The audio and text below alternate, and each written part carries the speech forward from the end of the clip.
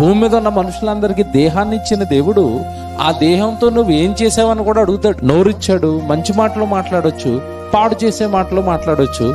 నోరిచ్చాడు, దేవుడి మాటలు మాట్లాడొచ్చు, బూతులు మాట్లాడొచ్చు. చాయిస్ మన చేతుల్లో ఉంది. కానీ నువ్వు ఏది మాట్లాడినా దేవుడికి మాత్రం ఏం చెప్పాలి? లెక్క. మర్చిపోవద్దు. నా దేహం నా ఇష్టం అంటున్నారు చాలా మంది. నా బ్రతుకండి నా ఇష్టం అండి అంటున్నారు.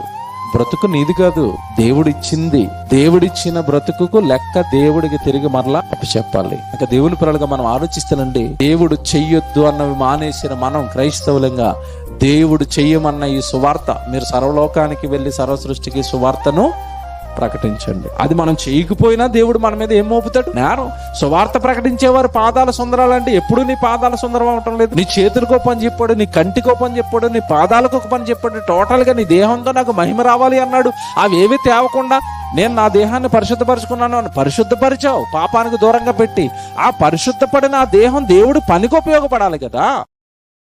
Download ShareChat.